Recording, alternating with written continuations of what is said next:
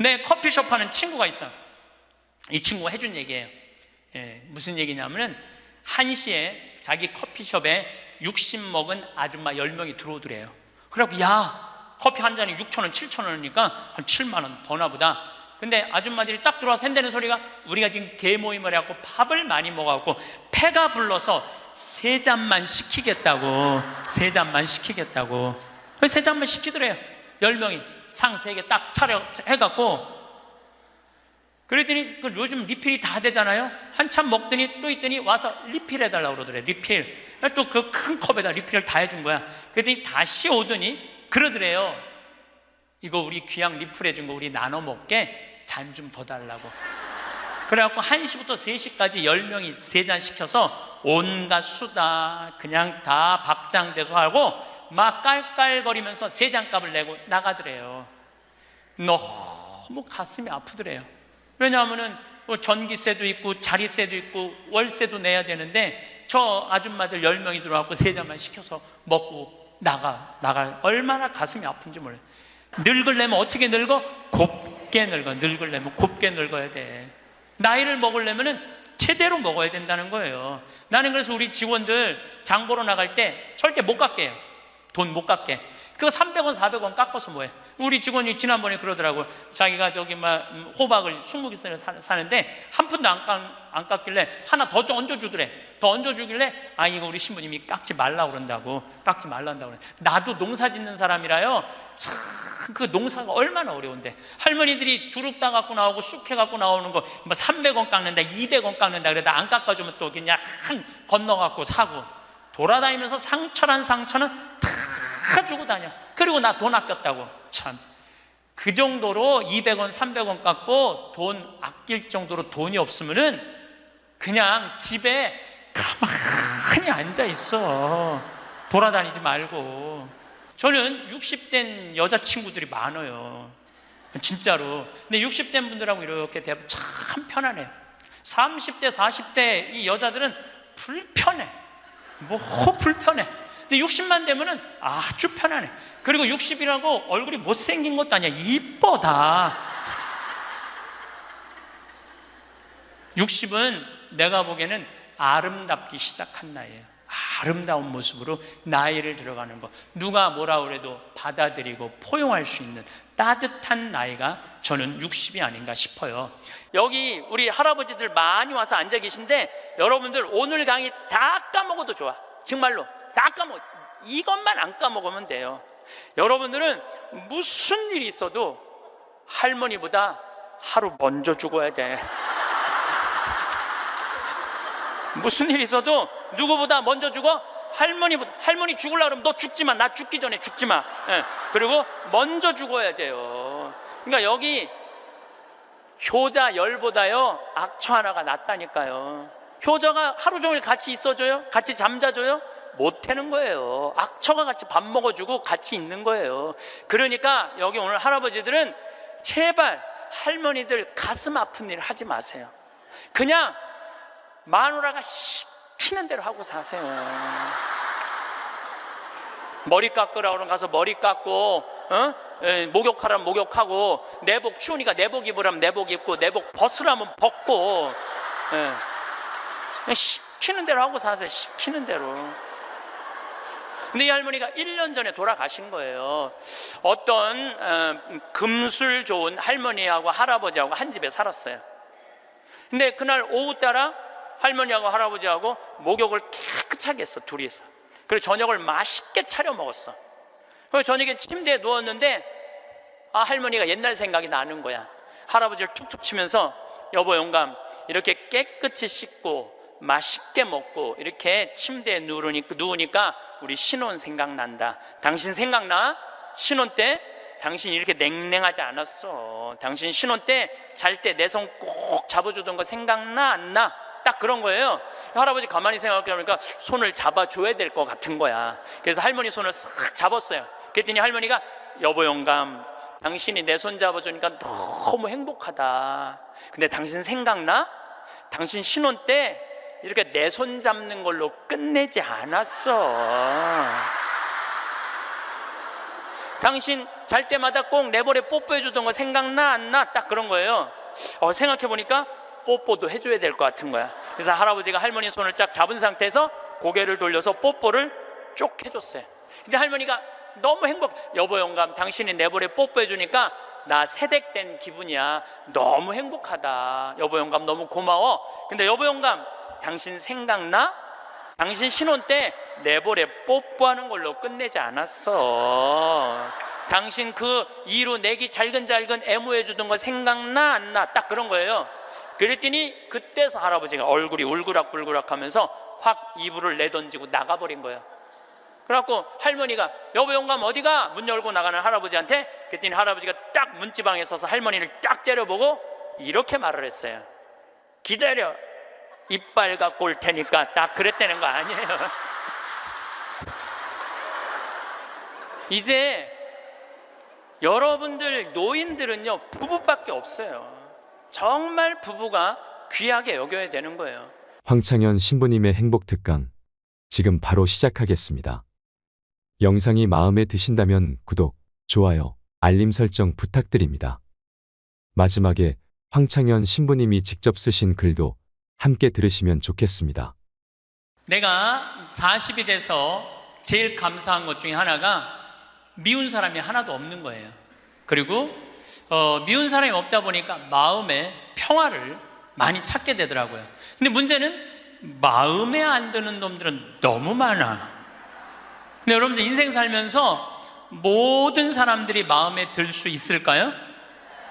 그건 불가능해요. 왜 불가능하냐면은 보수가 있고 진보가 있고 또 정치에 관심이 있는 사람이 있고 정치에 관심이 없는 사람이 있고 환경에 관심이 있는 사람이 있고 인권에 관심이 있는 사람이 다 달라. 다 달랐는데 어떻게 나하고 생각이 다르다고 미워할 필요까지 있느냐 이거예요. 그냥 네모난 놈은 네모난 대로, 세모나면 세모난 대로, 동그라면 동그란 대로 인정해 주면 돼요.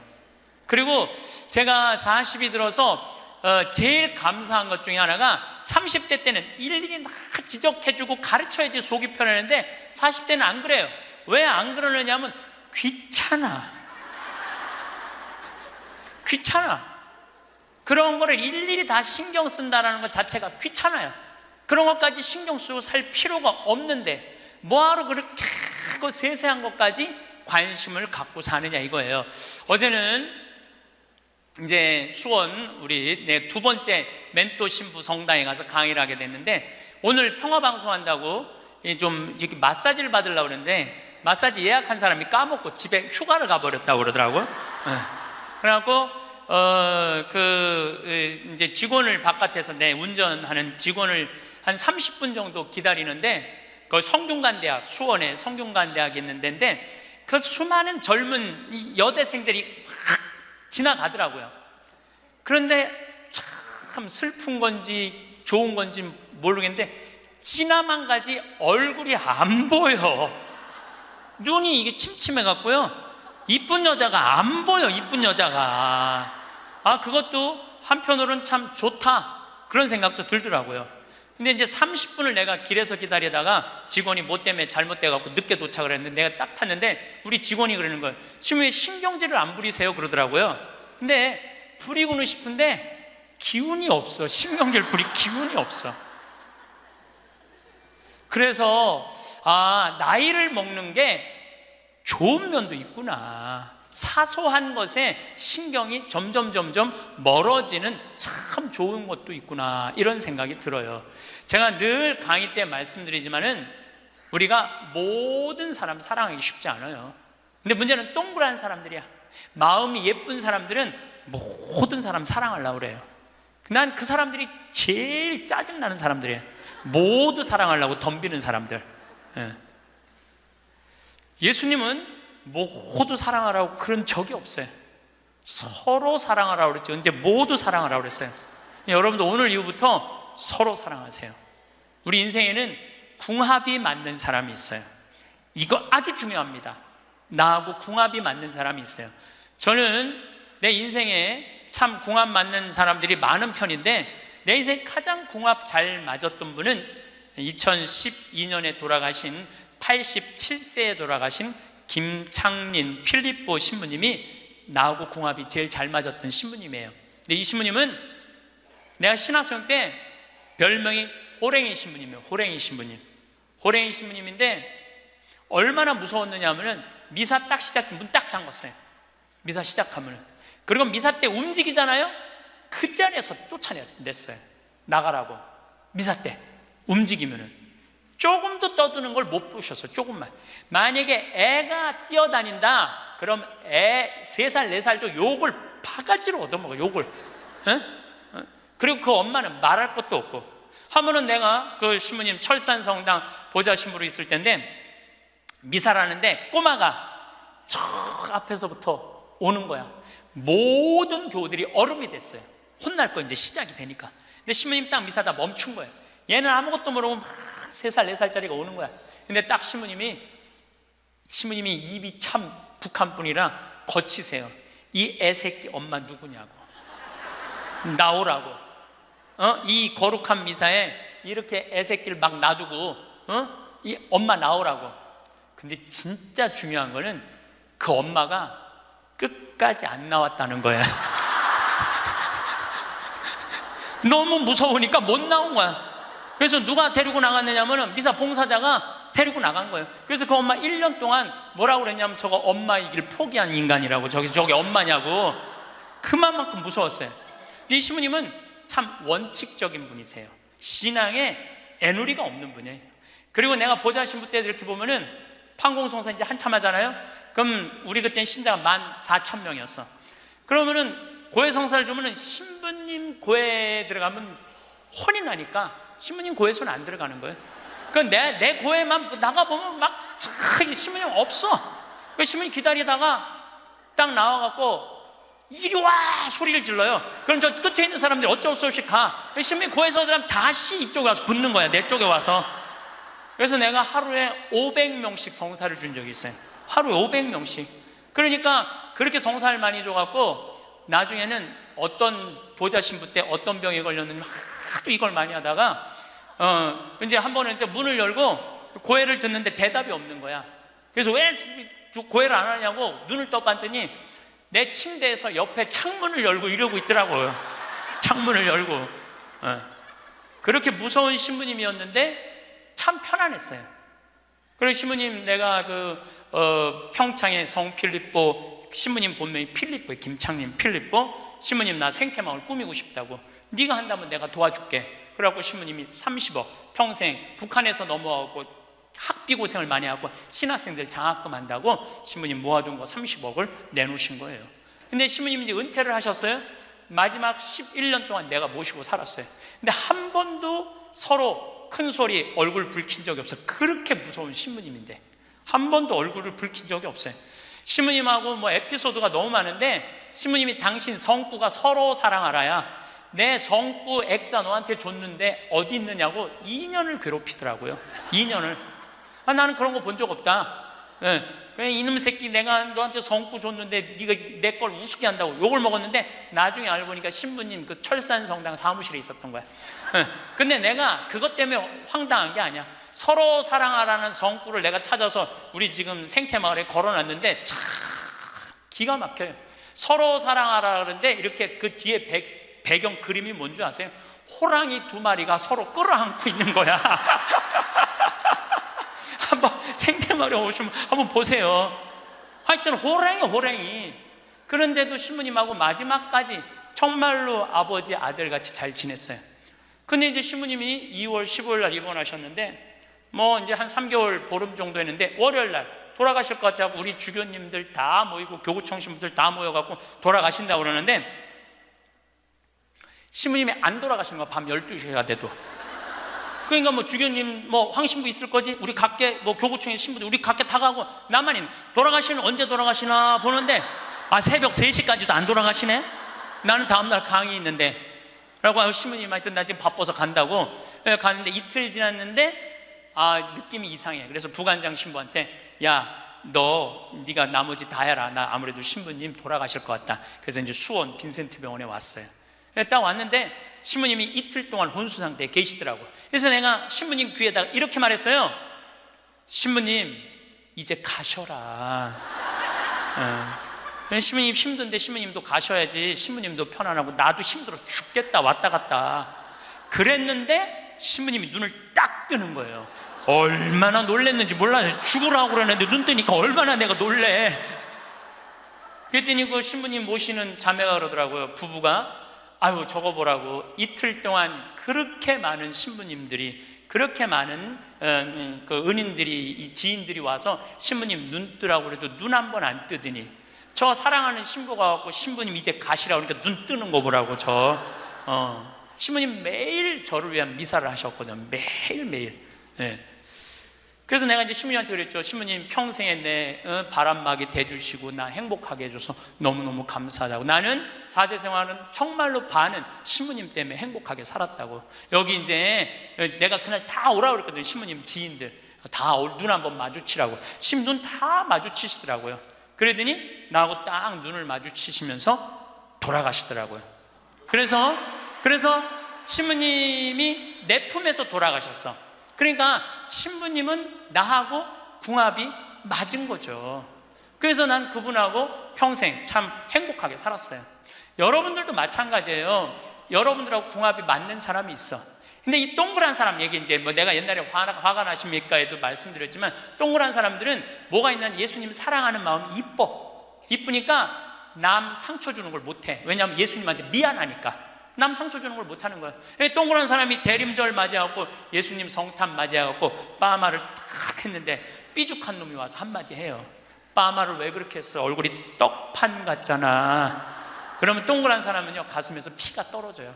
안 그래도 얼굴 둥글럽적해갖고 스트레스 받는데 떡판이라고 그러면 얼마나 상처를 입어요. 그런데도 동그란 사람은 그 삐죽한 사람한테 싫은 소리 못해요. 기껏 텐대는 소리가 그러게 이번에 하다가 보니까 이렇게 나왔네. 다음에 내가 잘할게. 뭘 잘못했다고 다음에 잘한대. 그리고 어디 가서 우느냐면 성당 가서 운다니까요. 여기 있는 분들 많아. 그런 분들, 동그란 분들 많아. 맨날 울면서 상처 입고. 그래서 동그란 사람들 보면 여기에 구멍이 뽕뽕뽕뽕 나인 사람 많아요. 보면은. 그래서 동그란 사람들이랑 상담을 해보면은요 정말로 겉보기는 예쁜데 상처는 다 받은 사람 많아. 그러니까 동그란 사람은 삐죽한 놈 만나면 안 돼요. 삐죽한 놈은 누구 만나게 해주면 되냐면 별난 놈 만나게. 별난. 찔러도 안 찔리는. 파마를 왜 그렇게 해서 얼굴 떡판 같잖아. 그럼 별난 사람은 뭐라고 그러느냐면은 너나 잘하고 다녀. 너나 남 챙겨내지 말고. 그럼 이 사람 상처 안 입어요. 상처 안 입는데 동그란 사람들이 상처를 입는다니까. 그래서 여러분들은 지금 50, 60 되신 분들, 여러분들 앞으로도 50년, 60년 인생 더 살아야 돼요. 미운 사람이랑 뭐하러 힘들게 가요? 내가 마음에 드는 사람, 좋은 사람이랑 가셔야죠. 그래서 오늘 이후부터 아까도 제가 멘토 얘기했지만은 우리가 멘토를 잘 만나야 돼요. 그래서 저는 막 보면은 성격 까칠한 사람들 가능한 한 안 만나요. 연락도 안 하고. 내가 좋은 사람들은 난 연락 많이 해요. 전화도 많이 하고 밥도 자주 먹고 참 좋은 것 같아. 우리 나한테 생태마을 꿈이라고 100억 주고 잠비아에 100억 준 우리 83살 된 우리 저는 한 달에 한 번 전화해서 꼭 같이 밥 먹어요. 우리 어머니 아버지도 한 달에 한 번 꼭 같이 밥 먹고. 내가 좋은 사람만 난 전화해서 밥 먹어. 굳이 삐죽한 애 전화해갖고 내가 예수 그리스도의 이름으로 저 사람을 사랑하고야 말리라. 난 안 그런다 이거야. 그래서 40 부록이 되면서 유혹도 흔들림도 의심도 별로 없어진 것에 대해서 너무너무 감사하다는 거죠. 50이 지천명이야. 50이 지천명. 50이 되면은 뭐 해야 되느냐면 하늘의 뜻을 아는 나이야. 49까지는 세상에 관심이 많았다면 50부터는 어디에 관심이 많아야 돼? 하늘나라에 관심이 많아야 돼. 여러분들은 49까지는 세상에 속해서 살았어. 세상 일을 많이 하고 살았어요. 그럼 50부터는 이제 내가 이제 어디 갈 거야? 하늘나라 갈 거 아니야 이제? 이제는 갈 날이 점점 다가오잖아요. 그러면 하느님의 뜻을 알라고 해야 되지 않아요? 하느님의 뜻을. 제가 미사 기도문 중에 너무 좋아하는 기도문이 있어요.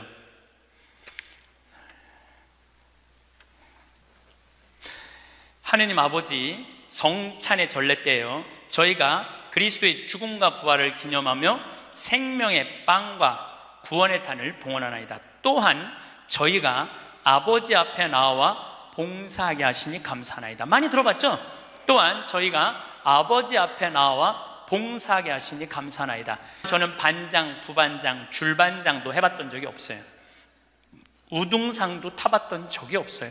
내 평생에 1등이라는 건 한 번도 해본 적이 없어요. 1등이라는 건 한 번도 해본 적이 없어요. 그런데 나같이 부족한 인간이, 오늘도 이제 미사 같이 봉헌하겠지만은 이 많은 교우들한테 기도를 바쳐 올릴, 또한 아버지 앞에 나와 이 많은 교우들을 위해서 미사 드리게 해주는, 또한 아버지 앞에 나와 봉사하게 해주시니 감사나이다. 난 너무너무 영광스러운 거야. 아버지 일을 하는 것에 대해서 너무 감사하는 거야. 30대 때는 하느님의 이름을 빌려서 내 일을 했어요.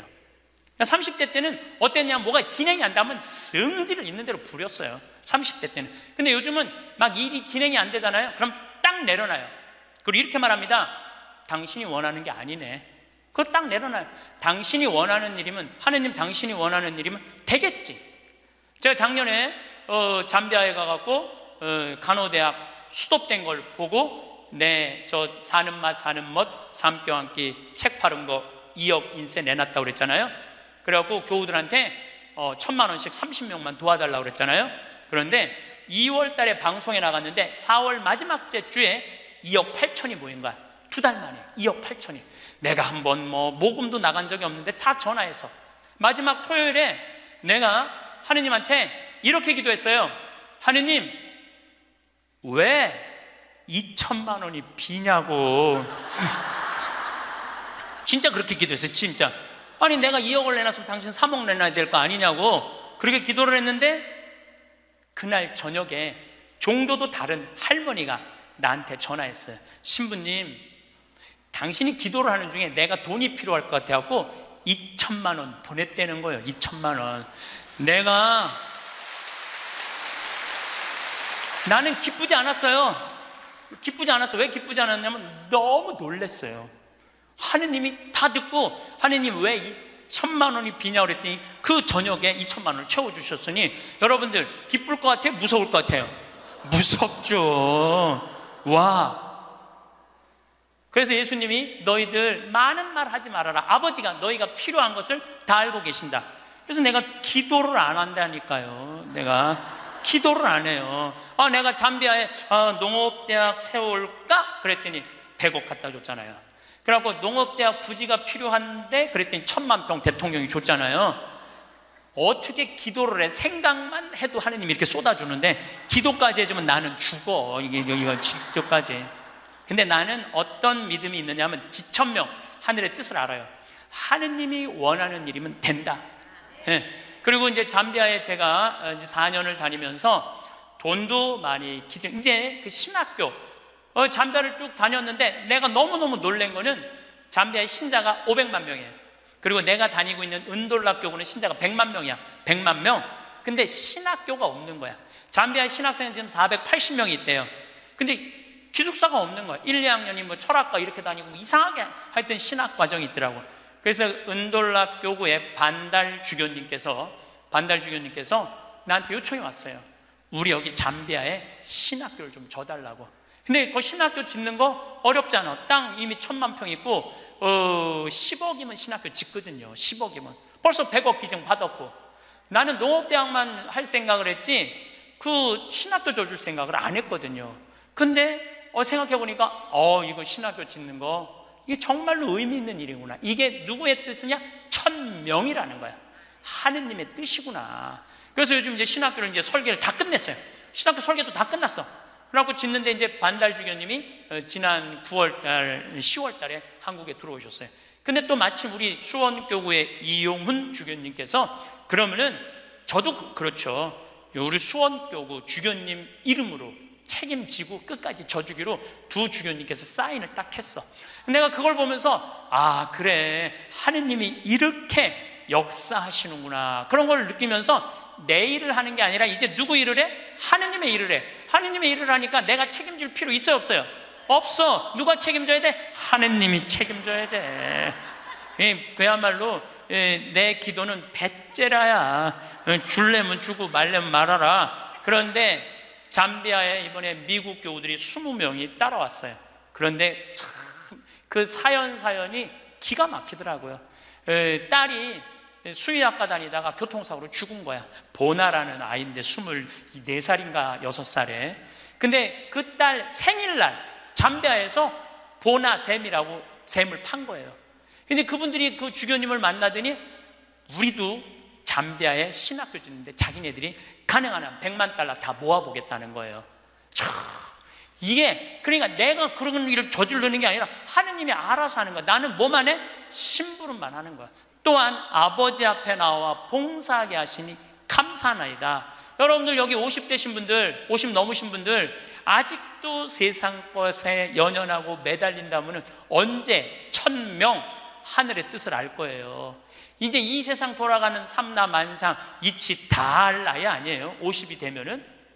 그렇다면은 내가 이 세상에서 하나라도 더 가지고 끝나는 게 아니고 이 세상에서 하느님 보시기 좋은 일을 하고 가는 게 중요하다는 거예요. 욕심을 버리시면은요, 여러분들 마음 안에 기쁨이 있어. 저는 요즘 미사 때마다 이 여의도 광화문에 그냥 맨날 토요일마다 강의가 있으니까 여기 못 오거든요. 근데 미사 때마다 저 100만 명이 아무 사고 없이 크게 서로 막 경찰이 막 최루탄 물대포 쏘고 이런 일 없이 우리의 의사를 잘 표현하게 해달라고 아무 사고 없이 기도해요.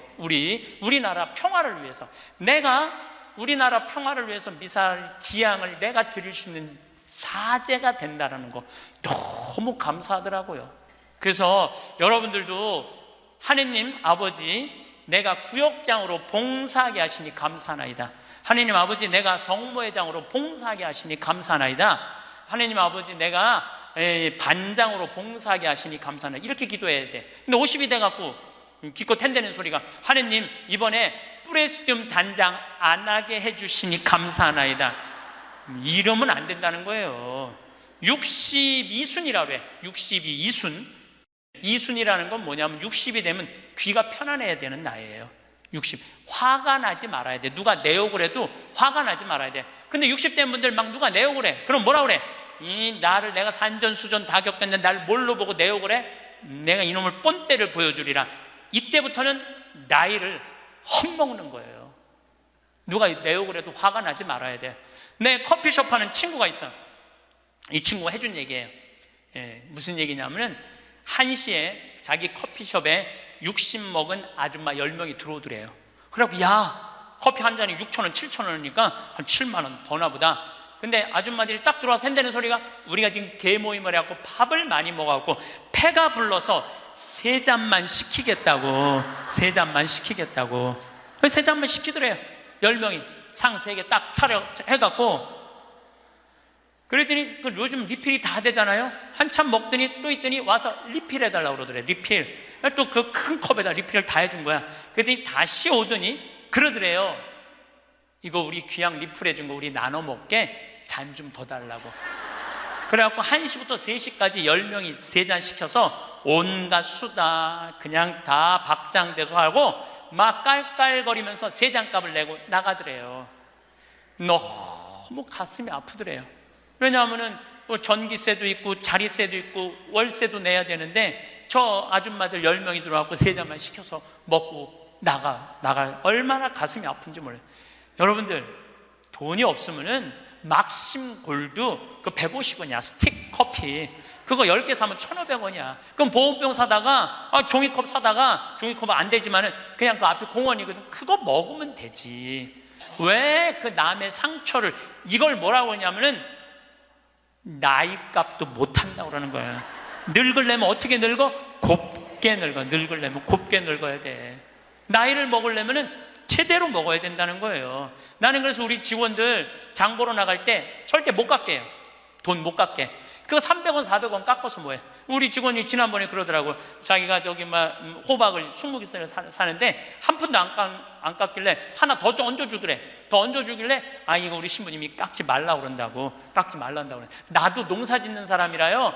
참 그 농사가 얼마나 어려운데. 할머니들이 두릅 따 갖고 나오고 쑥해 갖고 나오는 거 뭐 300원 깎는다, 200원 깎는다 그러다 안 깎아주면 또 그냥 건너 갖고 사고, 돌아다니면서 상처란 상처는 다 주고 다녀. 그리고 나 돈 아꼈다고. 참, 그 정도로 200원, 300원 깎고 돈 아낄 정도로 돈이 없으면은 그냥 집에 가만히 앉아 있어.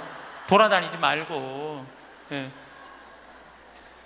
그래서 나이값을 해야 된다는 거예요. 나이값. 늙으려면 어떻게 늙어?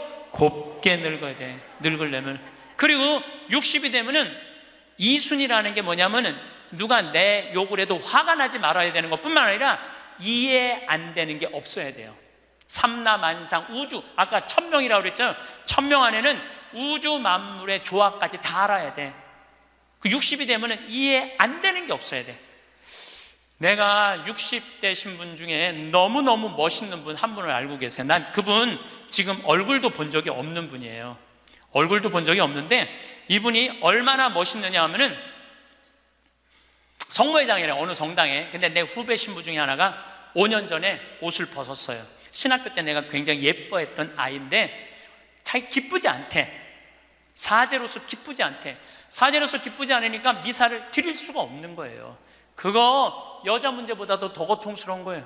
내가 사제로서 기쁘지 않아. 그래서 나는 더 이상 제사를 드릴 수 없다. 그래서 옷을 벗고 나간 거야. 이 신부님 혼자 쭉 사는 거죠.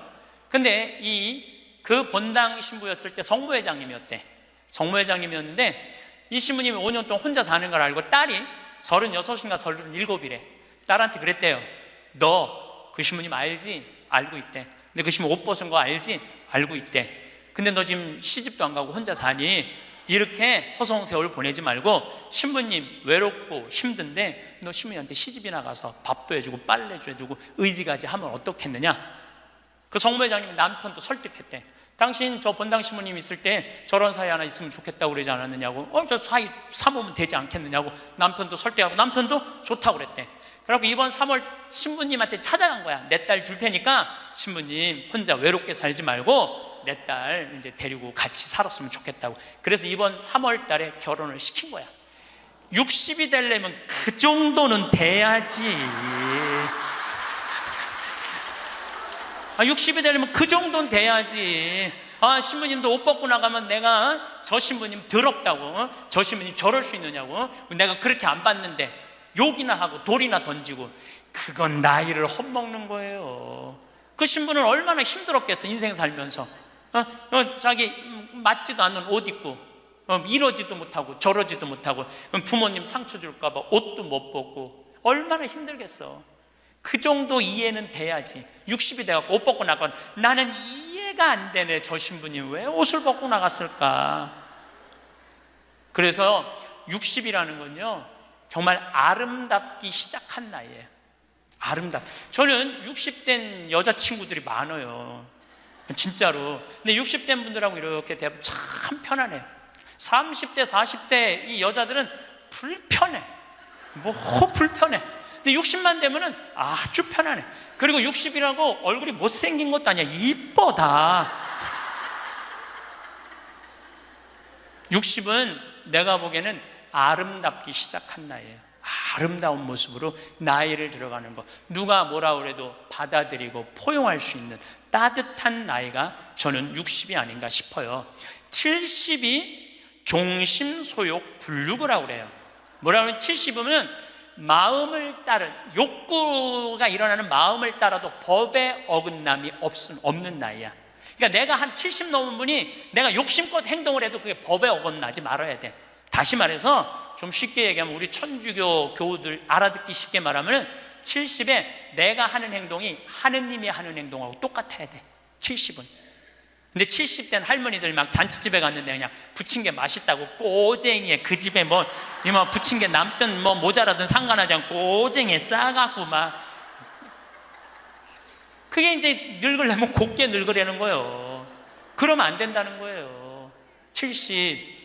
그 분류구라는 게 뭐냐면 자야, 자. 예. 자아가 넘침이 없는 거, 넘침이 없는 거. 우리 요셉 성인을 의인이라고 그러죠. 왜 의인이라고 그러는지 아세요? 목수들은 자가 생명이에요. 그래서 길이가 정확해야 돼. 그래서 목수들은 재판할 때도 누구를 불러냐? 목수를 불러요. 목수를 불러갖고 이 사람이 정확하게 계산한 거냐? 누가 다 계산해줘? 목수들이 계산해줘서 그 의인이야, 의인. 그러니까 어긋남이 없는 거야, 어긋남이. 70이 되면은. 근데 70이 됐는데도 불구하고 욕심을 부리고. 난 70된 할머니들 싸우는 거 많이 봤어요. 싸우는 거 많이 봤어요. 우리 생태마을에 노인대학이 많이 오거든요. 그리고 우리 이제 항아리가 거의 1000개 정도 돼요. 항아리가 1000개 정도 되는데 항아리는 열어보면 안 돼요. 그러니까 이제 노인 할머니 한 분이, 내가 들은 얘기야. 할머니 한 분이 와갖고 그 문을 이렇게 걸어두거든요. 근데 문을 열고 들어가더래. 그 항아리 있는 대로. 그래서 봉사자가 할머니 거기 들어가시면 안 돼요. 들은 척도 안 하고 들어가더래. 거기를. 그러더니 이제 항아리를 하나하나 보더래. 그래서 할머니 그 항아리 열어보면 안 돼. 들은 척도 안 하고 항아리를 고무 밴드를 벗기더래. 할머니 그 찍어 먹으면 안 돼. 들은 척도 안 하고 찍어. 그 항아리 하나 200만 원인데 300만 원인데 그거 하나 저기 막 거기에 구데기 생기면 누가 책임질 건데. 예. 그래서 우리가 나이를 먹어가면 먹어갈수록 상식이 가득 차야 돼요. 나이가 먹을수록 어린아이가 돼가는 경우가 참 많아요. 근데 공자님이 73살까지 살다가 죽었어.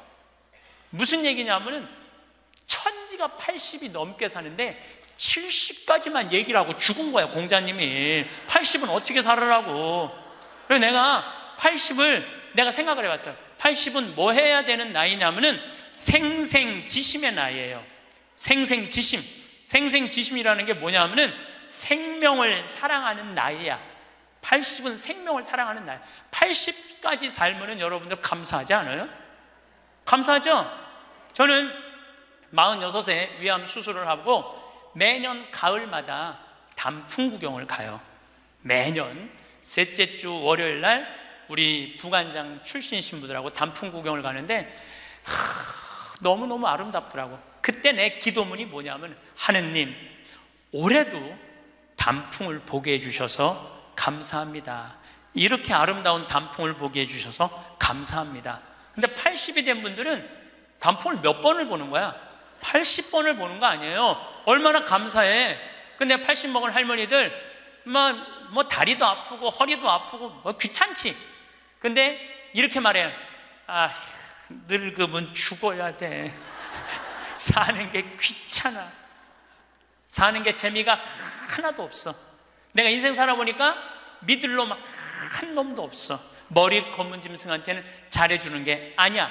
80 먹은 할머니가 이렇게 부정적인 얘기를 하면은요, 이 할머니는 인생을 실패한 할머니예요.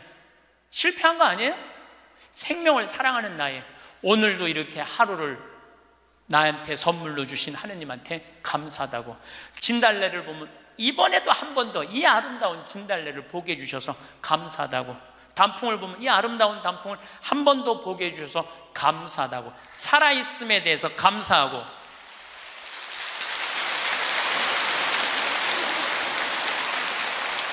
생명에 대해서 사랑하는 마음. 예. 저는 우리 요즘 대리임 때 우리 직원들 마니또를 해요. 작년에 느닷없이 마니또를 하자고 그러더라고요.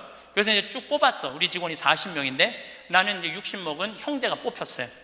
근데 한 달 동안 그 형제만을 위해서 기도한다는 게 좀 그렇더라고요. 왜냐하면 내가 40명의 목자인데, 그래서 내가 매일 한 명씩 이름을 부어서 묵주기도 5단을 해줬어요. 나는 어떤 신념이 있느냐면, 하루에 묵주기도 기도 5단 이상 하면 안 된다는 신념이 있어요. 5단도 힘들어 죽겠는데 막 20단 30단 하는 사람들 보면은 놀라워. 뭐 한다고 20단 30단씩이나 해. 하루에 5단 이상 하면 안 된다는 신념이 있어요. 그런데 날짜는 30일인데 직원은 40명이잖아요. 그러니까 5단은 무조건 선물로 줘야 될 거 아니야. 하루에 10단을 하게 되더라고요. 그런데 하루가 너무 충만한 거야. 막 식단을 하니까 더 충만한 거야. 이거 봐라. 이 남을 위해서 기도하는 게 참 좋으네. 너무 좋더라고, 기도하는 게. 1월 달에 딱 되고 나는데 우리 어머니 아버지 막내 세연이라고 이제 증손녀가 태어났는데 23명이야. 매일 한 명씩 묵주기도 5단을 했어요. 2월 달에는 내가 이제까지 살아오면서 나하고 사이 좋았는데 죽은 사람들 위해서 묵주기도 5단. 여러분들 여기 화랑에 작년 12월 14일 날 내 친구 신부 김순겸 사도 요한 신부가 모잠비크에서 선교사 하다가 죽었어, 교통사고로. 근데 그 신부가 그림 그린 거 여기 지금 전시해요. 난 그렇게 그림 잘 그리는지 몰랐어. 지금 아까 내려왔다 왔는데 너무 그림 잘 그리더라고. 우리 순겸이 신부, 성모님이 너무 사랑하지만 천당 가게 해달라 그러고, 또 안토니오 신부, 여러 신부들, 또 내가 글라라, 하여튼 죽은 사람들 한 달 동안 기도해 주니까 기분이 내가 너무 좋더라고. 그래서 올해 3월 달부터는 이제까지 어려서부터 지금까지 나한테 잘해줬던 사람을 위해서 묵주기도를 맨날 해요. 그리고 나 한 메시지 보내요. 내가 너 위해서 오늘 묵주기도 했다고. 알아야 될 거 아니야. 내가 그렇게 힘들게 묵주기도 5단 했는데 알아야 될 거 아니야. 근데 다 못했어요. 신부님 미운 사람 없어요? 여러분들, 내 가슴이 얼마나 넓다고 미운 놈까지 다 고이 간직해야 돼? 그렇지 않아요? 여러분들, 미운 사람 꼭 가슴에 간직해야 돼요? 미운 사람 빨리 빼버리세요. 그리고 어떤 사람만 간직하면 돼? 좋은 사람, 소중한 사람만 하면은 그러게도 우리 인생은 벅차요. 내가 6.25 전쟁 똥구멍이 찢어지게 가난할 때 그때 내 돈 떼어먹고 도망간 놈, 내 상처 준 놈 그냥 기억할 필요가 뭐가 있냐 이거예요. 80이 돼서 이제까지 큰 사고 없이 6.25 넘어오고 그 힘든 거 다 넘어와서 지금 살면은 오늘 하루 밥 세 끼 먹으면 감사하면 돼요. 그래서 80 되신 분들은 입에서 뭐가 나와야 돼? 감사가 나와야 돼. 제가 자신 껴안기라는 주제로 이야기를 이제까지 했습니다. 여러분들, 나 자신을 껴안을 줄 알아야지 잘 살아요. 잘 살아야지 잘 죽을 수가 있어요. 그래서 15에 지우학하고, 30에 립하고, 40에 부록하고, 50에 지천명하고, 60에 이순하고, 70에 불류구하고, 80에 생생지심의 단계에 내가 갔는가? 이걸 물어보자는 거예요. 나는 지금 어떤 단계인가? 나는 뜻도 안 세운 거 아닌가? 뜻도 안 세우고 공부도 안 하고 또 내가 섰다면은 어떻게 살아가야 될 것인가? 쓴 사람으로서. 나는 정말로 욕심 없이 유혹받지 않고 악의 유혹을 받지 않고 정직하게 살아가는, 주님 보시기에 좋게 살아갔는가? 그리고 하늘의 뜻은 내가 알고 있는가? 하늘의 뜻은. 그리고 마음이 평화롭게 이순하고 있는가? 내가 하는 행동이 하느님이 하는 행동하고 똑같은가? 그리고 생명을 사랑하는 나인가? 그걸 알아야 돼. 그러면은 그런 정도의 사람이 되려고 그러면 공부해야 돼. 신부님, 저는요 신학교 공부했죠, 환경공학 공부했죠, 그 다음에 글 공부했어요. 그래서 저는 한국문인 회원이고 국제 팬클럽 회원이에요. 물론 우리 가톨릭 문인 회원이에요. 그래서 글 쓰는 공부 많이 했어요. 제가 잘났다는 게 아니고 끊임없이 공부하는 걸 게을리하면 안 돼요.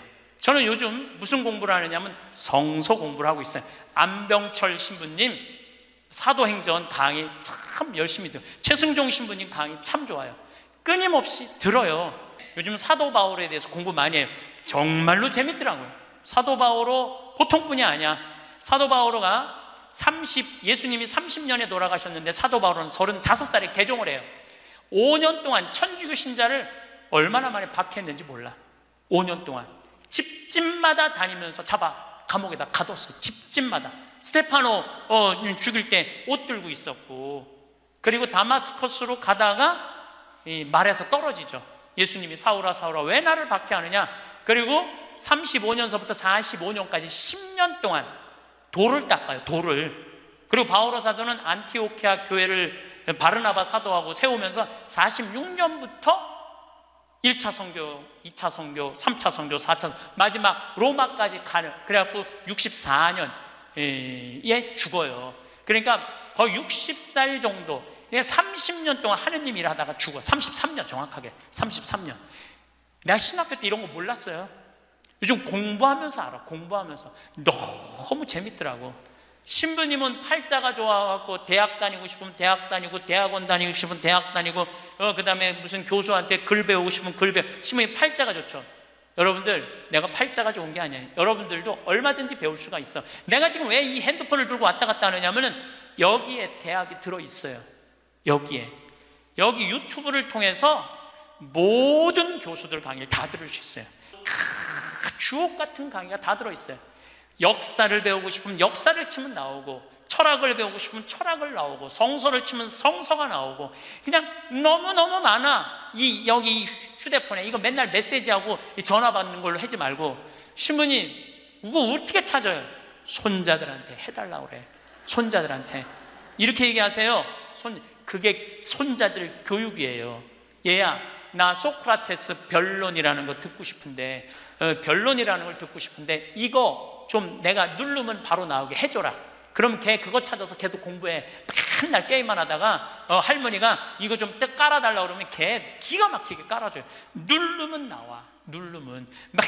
맨날 요즘 뭐 대통령 욕하는 거 이런 거 텔레비 여러분들 영혼. 내가 왜 대통령 욕 안 했는지 알아요? 내 입이 싫어서 안 한 거예요. 내 입이. 예. 지금 얼마나 이 아름답고 멋있는 일이 많은데 그런 거에 내 영혼, 여러분들 영혼 망가질 거 하나 없어요. 결국은 내가 서야 돼. 내가 깨우쳐야 돼. 배우고 익히니 이 또한 기쁘지 아니한가? 라는 우리 공자님 말씀대로 저는 여러분들이 공부했으면 좋겠어요. 공부를 하면은요, 소크라테스 말처럼 지식은 덕으로 가고 덕은 곧 행복으로 이어진다는 거예요. 그래서 우리 교우들 열심히 공부하셔서 조금 더 성숙한 사람으로 변화되어 나갔으면 좋겠어요. 영광송 바치겠습니다. 성부와 성자와 성령의 이름으로. 영광이 성부와 성자와 성령께. 성부와 성자와 성령의 이름으로. 아멘. 감사합니다. 시작 기도 바치겠습니다. 성부와 성자와 성령의 이름으로. 이 기도는 동아일보에 어느 95살 되신 분의 회한을 적은 내용입니다. 어느 95세의 어른의 수기. 나는 젊었을 때 정말 열심히 일했습니다. 그 결과 나는 실력을 인정받았고 존경을 받았습니다. 그 덕에 65세 때 당당한 은퇴를 할 수 있었죠. 그런 내가 30년 후인 95살 생일 때 얼마나 후회의 눈물을 흘렸는지 모릅니다. 내 65년의 생애는 자랑스럽고 떳떳했지만 이후 30년의 삶은 부끄럽고 후회되고 비통한 삶이었습니다. 나는 퇴직 후 이제 다 살았다. 남은 인생은 그냥 덤이다 라는 생각으로 그저 고통 없이 죽기만을 기다렸습니다. 덧없고 희망이 없는 삶, 그런 삶을 무려 30년이나 살았습니다. 30년의 시간은 지금 내 나이 95세로 보면 3분의 1에 해당하는 기나긴 시간입니다. 만일 내가 퇴직할 때 앞으로 30년을 더 살 수 있다고 생각했다면 난 정말 그렇게 살지는 않았을 것입니다. 그때 나 스스로가 늙었다고, 뭔가를 시작하기에는 늦었다고 생각했던 것이 큰 잘못이었습니다. 나는 지금 95살이지만 정신이 또렷합니다. 앞으로 10년, 20년을 더 살지 모릅니다. 이제 나는 하고 싶었던 어학 공부를 시작하려 합니다. 그 이유는 단 한 가지, 10년 후에 맞이하게 될 105번째 생일날, 95살 때 왜 아무것도 시작하지 않았는지 후회하지 않기 위해서입니다. 성부와 성자와 성령의 이름으로 아멘. 우리가 죽는 날만 기다리는 사람은 사는 게 재미가 하나도 없어요. 죽는 날만 기다리는 사람은. 이분은 65살에 은퇴하고 나는 죽는 날을 이제 죽을 거야. 그리고 몇 년 동안 죽는 날을 기다렸느냐면 30년 동안 죽는 날을 기다린 거야. 95살까지. 그러니까 30년 동안 돌아보니까 그 30년이 너무나 멀쩡했거든. 그 너무 아까워. 30년이. 내가 죽는 날만 기다리지 말고 65살서부터 95살 때까지 정말로 먹고 마시고 놀았다면 얼마나 행복했겠어요. 근데 이분은 그러지 못했던 거예요. 늘 드리는 말씀이지만 이제 60 되신 분들은 100살까지 삽니다. 60 되신 분들은 40년 남았어요. 50 되신 분들은 110살 삽니다. 내가 51인데 내가 몇 년 남았느냐면 59년 남았어요. 내가 59년. 이제까지 산 것도 아니에요. 40살들은 120살까지 살 겁니다. 그제 여러분들 먹는 당뇨병 안에, 그 약 안에 기가 막힌 좋은 물질이 있대요. 당뇨병 안에. 그래서 그 약을 잘만 이제 컨트롤하면, 그 약을 잘 먹으면 120살까지 사는데 별 문제가 없다는 거예요. 러시아에서는 노화 물질을 느리게 하는 약을 개발해 낸 거예요. 그래서 이 약을 먹으면 70살이 돼도 안 늙는 거야. 70살이 돼도 20살 같이 몸매가 좋고 피부도 좋다는 거예요. 이제 이 약을 먹기 시작하면은, 제가 아까 말씀드렸듯이 세상은 완전히 새로운 세상이 펼쳐지고 있는 거예요. 그래서 미래 학자들이 앞으로는 애를 몇 살에 낳는 게 가장 합리적이냐면은 70살에 낳는 게 가장 합리적이라는 거예요. 70살에 애를 낳는 게. 그런데 저는 여기에 전적으로 동의합니다. 여기 지금 7, 80 되신 분들 다 20살에 시집 가셔서 애 낳고 살았을 거예요. 그럼 생각을 해봐요. 20살에 애 낳고 행복한 거냐? 애 한 살 때 행복하고 그 다음부터 자식 때문에 평생 속 새까맣게 끓고 사는 거예요. 여기 있는 분들 말을 안 해서 그렇지 얘기해보면은요, 지금 평생 자식 때문에 속 썩고 사는 분들 많을 거예요. 생각을 해봐라. 내가 100살까지 살면은 20살부터 100살까지 80년 동안 자식 때문에 속 썩고 사는 게 나아요? 아니면은 늙음하게 70에 나가고 한 30년 보다가 죽는 게 나아요? 어느 게 나아요? 어느 게 나아요? 늙음하게 자식 보다가 죽는 게 훨씬 나은 거예요. 저는 그래서 70에 애 낳는 게 좋다고 생각이 들어요. 70에 애 낳는 게. 4년 전에 우리나라가 100살 이상이 1,800명이었어요. 여자가 1,700명, 남자가 100명이에요. 100명. 여자들이요 안 죽어요. 여자들이 이상하게. 그런데 작년에 우리나라가 100살 이상이 몇 명이냐면은 15,000명이에요. 15,000명. 이제는 제가 보기엔 총알같이 이제 100살 이상이 50만 명, 100만 명 시대도 온다는 거예요. 100살 이상이. 근데 80살까지는 괜찮아요. 오래는 데도 있고 갈 때도 있고. 근데 80살이 넘으면은 갈 때도 없고 올 때도 없어요. 80살이 넘으면은. 그러니까 80살 넘는 분들 대부분은 어떻게 사느냐 하면은 뒷방에 앉아갖고 하루 종일 앉아있는 거. 뒷방에 앉아갖고. 그럼 뒷방에 하루 종일 앉아있는 분들 웃을 것 같아? 안 웃을 것 같아요? 안 웃어요. 웃을 일이 있어요? 혼자 하하하 하고 뭐 방에서 뭐 하고 그렇게 웃어요? 안 웃어요.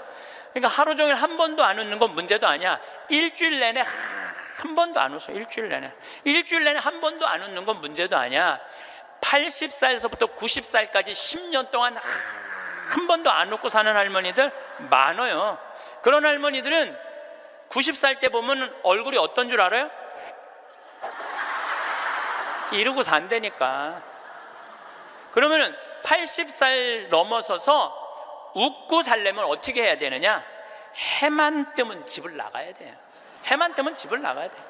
해만 뜨면 집을 나가서 경복궁을 가든 덕수궁을 가든 창덕궁을 가든 온양온천을 가든 파리를 가든 뉴욕을 가든 어디야 이 이스라엘을 가든 돌아다녀야 돼. 이렇게 돌아다닐 수 있을 때까지 돌아다니는 할머니들은 죽을 때 어떻게 죽는지 알아요? 지쳐서 죽는다니까. 지쳐서. 95살 때쯤에 나는 힘들어서 도저히 못 살겠다, 나는 이제 죽어야 되겠다 라고 지쳐서 죽는다니까. 죽을 땐 지쳐서 죽어야 돼요. 근데 어떤 분이 자기도 미치냐면 자식도 미치게 하는 분이 어떤 분이냐면은 80살에서부터 90살까지 돈 쓰는 거 무서워갖고 한 번도 바깥에 안 나가는 사람들. 이런 사람들은 10년 동안 안 움직이면요 허벅지에 뼈밖에 없어요. 근육이 하나도 없어요. 이분들은 90살에 할 수 있는 일은 딱 한 가지예요. 누워서 똥오줌 싸는 거예요. 90살에 똥오줌을 싸기 시작하면요 삶의 질은 완전히 바닥으로 떨어지는 거예요. 싸는 본인도 힘들고 치는 자식들도 힘든 거예요. 생각을 해봐요, 여러분들. 90살이 싸는 똥이랑 1살이 싸는 똥이 같아? 이건 달라요. 1살이 싸는 똥은 향이라도 나지, 향이라도 나요. 90살이 싸는 똥은 서로 못 견디는 거예요. 여러분들이 자식한테 줄 수 있는 최고의 선물은 뭔 줄 아세요? 내 발로 마지막까지 화장실 가 주는 게 자식한테 줄 수 있는 마지막 선물이에요. 그러려면 어떻게 해야 돼? 나가야 돼. 무조건 돌아다녀야 돼요. 무슨 돈으로? 집 잡혀서 돌아다녀요. 집 잡혀서 돌아다니세요. 자식한테 물려줄 생각하지 말고. 여러분들이 만약에 70살에 다 살았다고 생각하고 자식들한테 재산을 물려주는 순간 여러분들은 자식 잃어버리고 재산 잃어버리고 인생 잃어버리는 거예요. 여러분들 70살에 자식들한테 재산 주면은 자식이 계속 찾아오고 용돈 주고 찾아와요, 안 찾아와요? 용돈도 안 주고요, 찾아오지도 않아요. 그래서 이번 10월 2일 날 노인의 날 무슨 법이 발효가 됐느냐면 불효자 방지법이 발의가 됐어요. 불효자 방지법. 불효자 방지법이 뭐냐면은 내가 재산 주고 다 줬는데, 집도 줬는데 자식이 용돈도 안 주고 찾아오지도 않으면은 내가 준 재산, 내가 준 집을 다시 찾아올 수 있는 법 아니에요. 예, 그냥 다시 찾아올 수 있는 거. 넌 용돈도 안 주고 나 책임도 안 지니까 원래 내 자산이니까 내 다시 갖고 올게. 그런데 70살이 넘어서 법원에 다시 준 재산 찾아오겠다고 법원에 소송 걸 수 있는 할머니들이 몇 명이나 될 것 같아요? 그냥 참고 사는 거예요. 참고, 속은 새카맣게 참고 사는 거야. 그러니까 가만히 보니까 만만한 게 나야, 나. 예, 왜냐하면 저 신부님한테 찾아가면 저 신부님은 나를 받아줄 것 같은 생각이 드는 거지. 그러니까 나한테 70살 넘은 분들이요 전화해갖고요, 신부님 사정 얘기 다 해요. 나 자식들한테 재산 주고 다 줬는데 자식들 박사 사업하고 잘 사는데 나 찾아오지도 않는다고. 그런데 나 너무 멀쩡하다고, 나 아직도 건강하다고, 나 평창해갖고 설거지도 할 수 있고 빨래도 할 수 있고 다 할 수 있다는 거예요. 청소도 할 수 있고. 그래서 나 신부님하고 같이 살고 싶다는 그런 분들 많아. 요즘 나하고 살자는 여자가 너무 많아.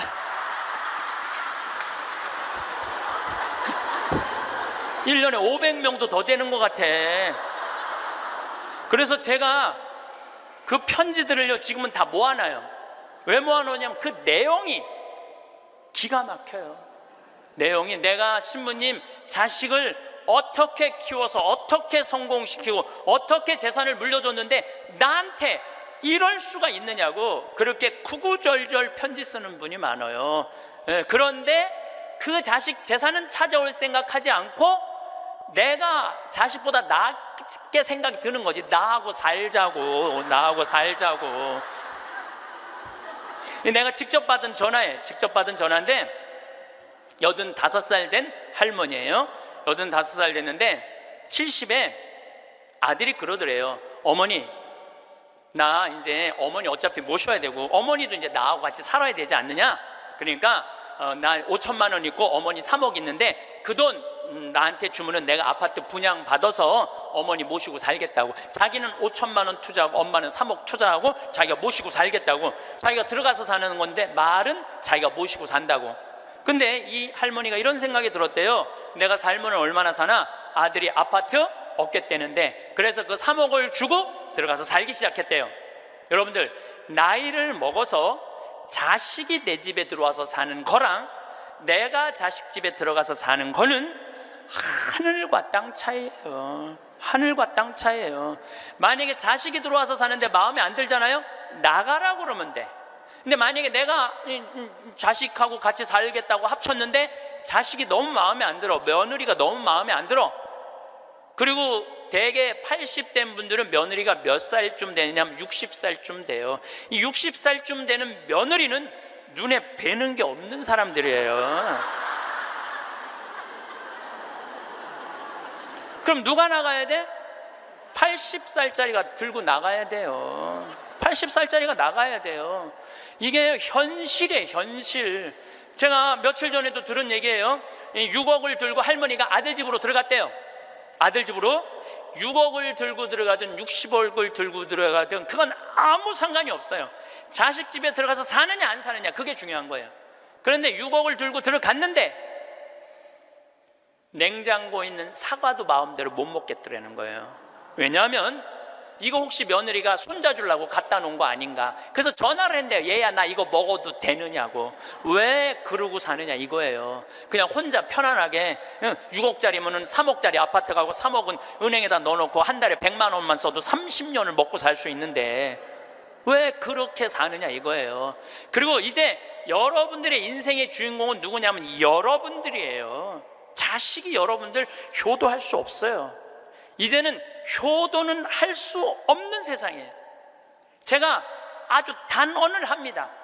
여러분들, 효도는 할 수도 없고 받아 먹을 수도 없는 세상이에요.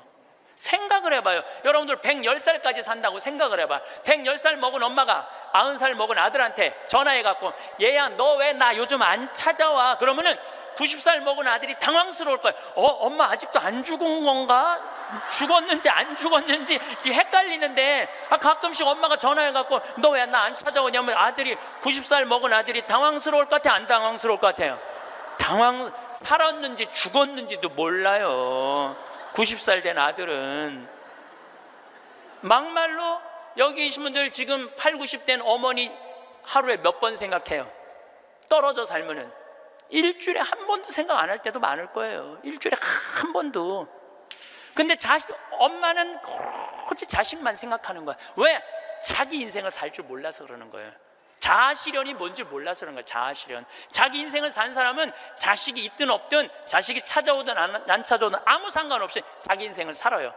근데 자기의 삶이 없는 사람은 오로지 자식만 쳐다보고 110살 때도 90살 먹은 아들한테 너 왜 나 안 찾아와? 나 너밖에 없는데. 그럼 아들이 엄마가 지금 죽었다가 살아난 건지 살았다가 죽은 건지 이거 헷갈린다니까요, 아들이. 이제는 효도는 없는 시대, 효도는 없는 시대예요. 그러니까 이제 85된 분이 70살 때 들어가서 아들하고 살기 시작했대요. 근데 75이 돼도 안 죽고 80이 돼도 안 죽더래. 근데 나이를 먹으면 먹을수록 여러분들 돈이 더 필요해요. 돈이 더 필요해. 나이를 먹으면 먹을수록. 그래갖고 83살에 아들한테 500만 원만 달라고 그랬대요. 왜냐하면 3억을 줬으니까 500만 원을 달라고 그럴 자격이 있는 거죠. 근데 그때부터 아들이 2년 동안 말을 안 하더래요. 말을 안 하더래요. 저는 아들 편이에요. 생각을 해봐요, 여러분들. 이 아들은 엄마하고만 살아요? 60살 된 며느리하고 사는 거예요. 며느리가, 아내가 맨날 뭐라고 그럴 것 같아? 나 저 시어머니하고 사는 거 지겨워. 당신 택해. 엄마야, 나야. 맨날 그래도 모시고 살아야지 어떻게 해? 지금 어머니 어딜 가라고 그런다고 맨날 이렇게 달래는 와중에 그런 상황도 모르고 500만 원 내놓으라 그러니까 이 아들이 엄마 쳐다보기가 싫은 거예요. 2년 동안 말을 안 하더래. 2년 동안.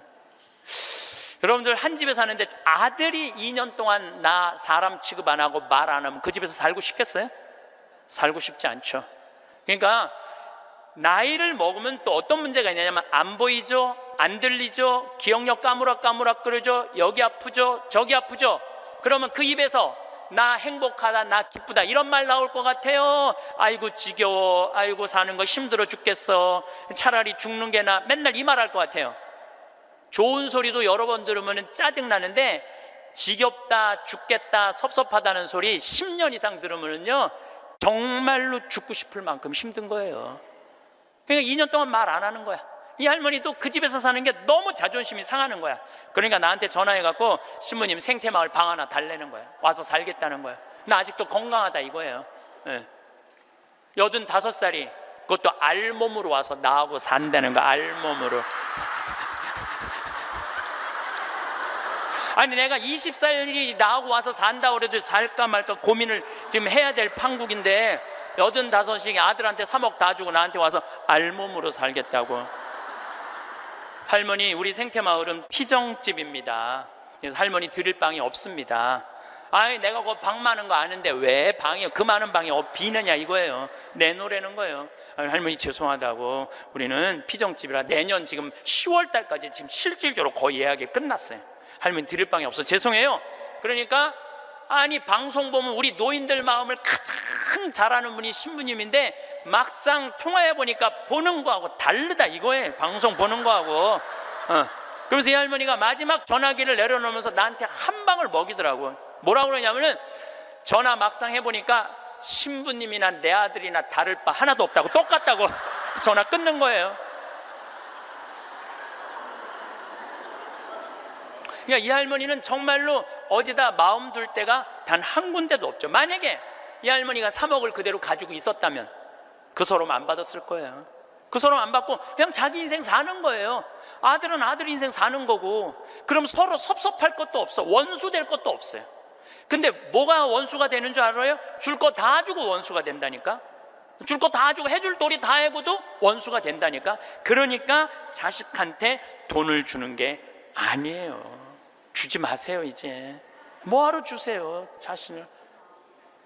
울산에서 한 할아버지가 전화를 했어요. 경찰서에. 작년에 신문에서 제가 읽은 내용이에요. 나 경찰한테 이렇게 얘기한 거, 두유 2개로 10일을 버텼다. 두유 2개로. 난 지금 죽을 것 같다. 나를 좀 살려줘라. 그래서 경찰이 가서 문을 따보니까 할아버지가 뼈밖에 안 남은 거야. 10일 동안 두유 2개로 먹었으니 뭐가 물 10일 먹은 거하고 똑같잖아요. 그래갖고 이 할아버지 뭐 누구 돌볼 사람 없나 했더니 할머니가 1년 전에 돌아가신 거야. 여기 우리 할아버지들 많이 와서 앉아 계신데 여러분들 오늘 강의 다 까먹어도 좋아. 정말로 다 까먹어. 이것만 안 까먹으면 돼요. 여러분들은 무슨 일이 있어도 할머니보다 하루 먼저 죽어야 돼.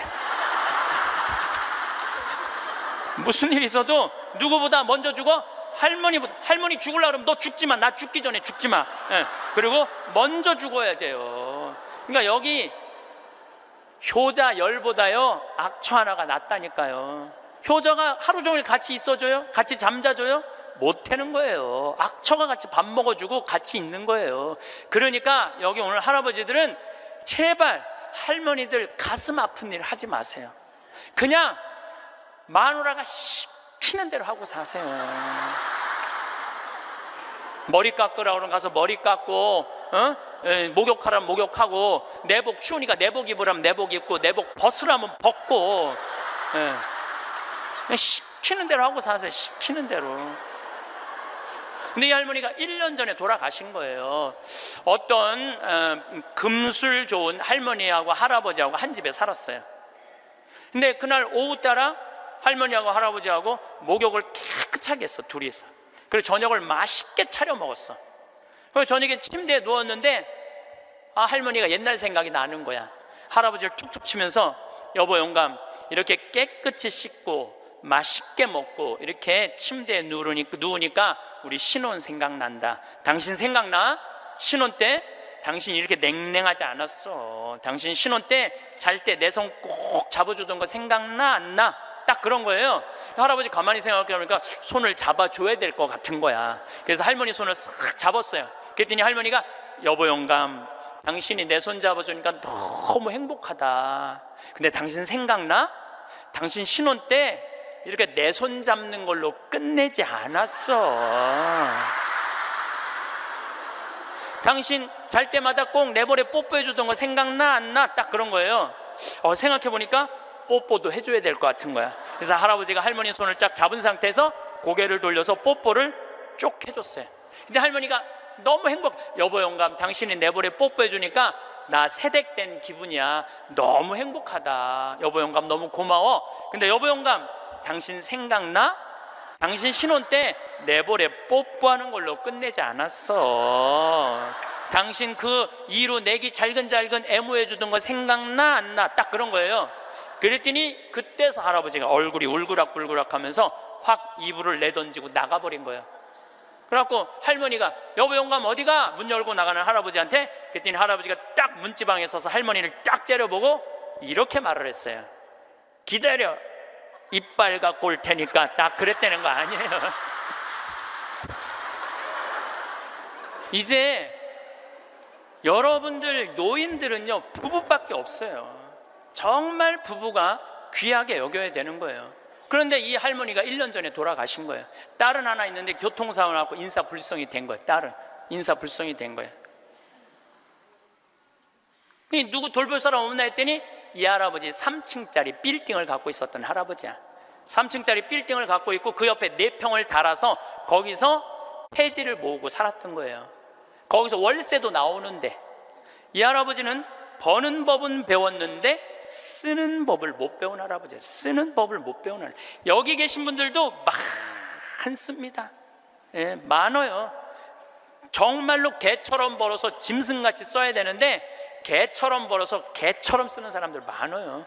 제대로 돈의 가치답게 쓰지 못한 분들 너무너무 많아요. 많은 경우 여러분들 폐지 줍고 다니는 분들 많죠.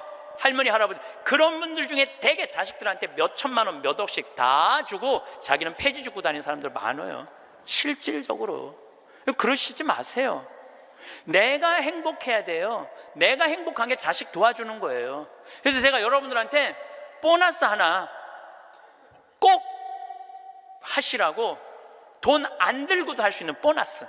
내년 나중에 얘기지만은 내년 3월 25일부터 4월 20일 사이에 여기 해화동 서울대학병원에 가세요. 서울대학병원에 가면은 그 꼭대기 층에 식당이 하나 있어요. 그 식당에 가서 비싼 거 시키지 마세요. 쟁반짜장도 팔더라고요. 그럼 3명이 갖고 쟁반짜장 15,000원짜리 시키면은 셋이서 충분히 먹어.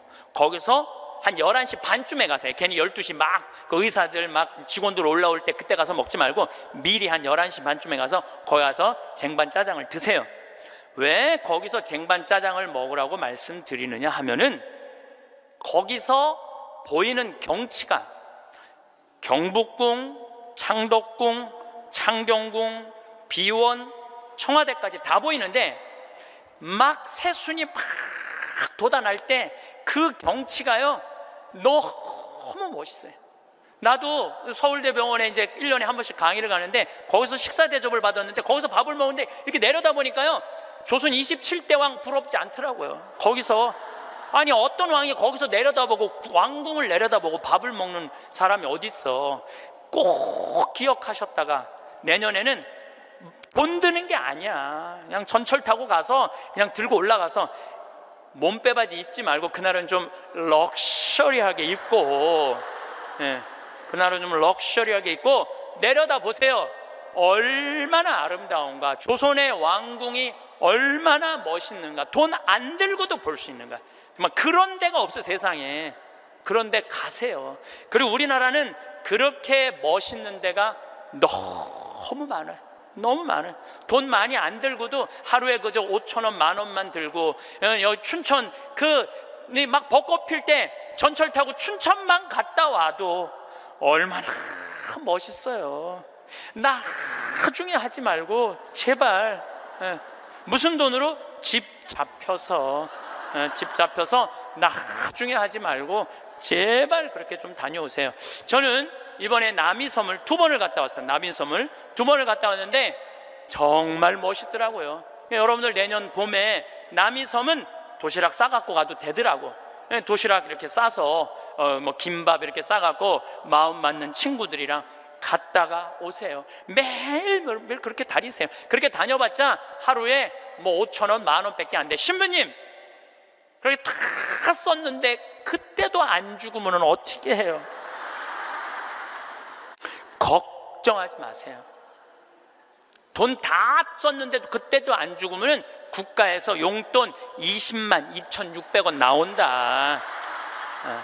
걱정하지 마세요. 그거 받아 쓰면 되죠. 뭘 걱정을 해요. 빚만 안 지면 돼. 근데 빚지는 것도 가만히 보면 나이 먹어서 빚지는 것도 본인이 빚지는 게 아니에요. 다 욕심 때문에 빚지는 거야. 자식 때문에 빚지는 거야.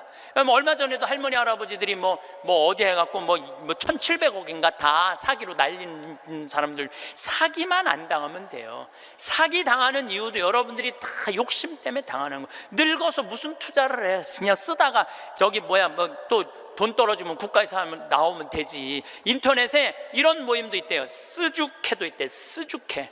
쓰다가 죽자. 이런 무슨 투자를 해. 괜히 쓸데없이 조이팔한테 투자해갖고 돈 날리고 그러지 마시고 그냥 맛있는 거 먹고 경치 좋은 데 다니고 그렇게 쓰세요. 제가 10년 전에 53,000원 나올 때 여러분들한테 이렇게 얘기했어요. 앞으로 20만 원 받는 시대가 올 겁니다. 이제 20만 원 나왔죠? 제가 또 말씀드릴게요. 앞으로 10년 후에 여러분들 60만 원에서 70만 원 나와요. 왜? 우리나라하고 경제가 비슷한 나라들은 다 지금 노인연금이 60에서 70만 원 정도 다 나와요. 우리나라하고 경제가 비슷한 나라들은. 우리나라만 안 하고 있는 거예요. 우리나라만 노인들한테도 안 하고 경찰한테도 안 하고 뭐 청소하는 사람들 아주 돈 안 주는 거지. 이거 다 올라와야 돼. 그리고 지금 기업에 있는 돈들 다 세금으로 뺏어갖고 그 돈 힘든 사람들한테 다 나눠줘야지 선진국으로 가요. 선진국으로 가는 길은 그 길밖에 없어요.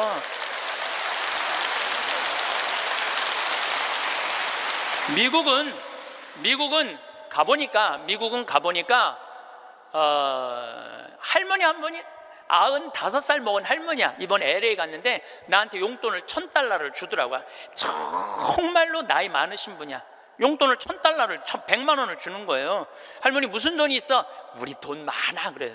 내가 그래서 궁금해갖고 물어봤어. 미국의 할머니들은 한 달에 돈 하나도 없는 분들 연금이 얼마 나오냐면 $800가 나와요. $800면 우리나라 돈으로 85만 원이 나와요. 85만 원. 그런데 85만 원뿐만 아니라 집도 없어 이런 분들은 그러면 아파트 월세까지 다 나와요. 시골은 $200, 도시는 $300 하거든 월세가. 그것까지 다 나오는 거니까 한 달에 100만 원 정도가 나오는 거야. 근데 만약에 이 할머니가 한 달에 100만 원을 줬는데 1년 연말 결산을 해봤는데 100만 원을 다 안 써서 50만 원밖에 안 썼어. 그러면은 이 할머니는 돈이 있던가 돈이 필요 없던가 하는 할머니라고 그 다음에는 연금을 40만 원밖에 안 줘요. 그래서 미국에 다녀보면 할머니들이요 그 돈 쓰려고 얼마나 돌아다니는지 몰라요. 그러니까 쓰주캐가 생기는 거야. 쓰다 죽자.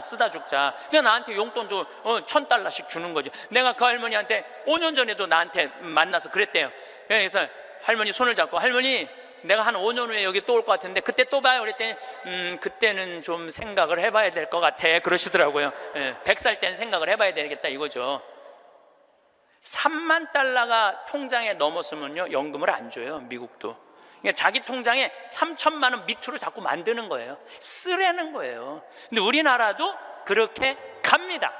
분명히 그렇게 가요. 그리고 우리나라가 부정적인 요소도 많지만은 제 판단에는 앞으로 전 세계에서 가장 발전한 나라 중에 하나예요. 우리나라가. 그러니까 걱정하지 마세요.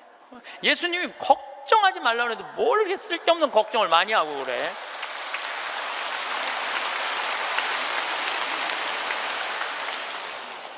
자식한테 재산 물려주지 마시고 여러분들 쓰고 싶은 거 다 쓰세요. 여행 다니고 싶은 거 여행 다니고 먹고 싶은 거 있으면 먹고 없으면은 안 쓰면 되지. 없으면 안 쓰면 돼요. 근데 있는데도 못 쓰는 사람들한테 하는 얘기예요. 있는데도 못 쓰는 분들한테 하는 얘기예요. 이제는 부모 자식 사이에 효도는 없어요. 아까도 말씀드렸지만 사랑밖에 없어요. 사랑만 남는 거예요. 부모 자식이 어렸을 때 얼마나 사랑했느냐 사랑하지 않느냐에 따라서 늙어서 자식이 찾아오느냐 찾아오지 않느냐가 결정되는 거예요.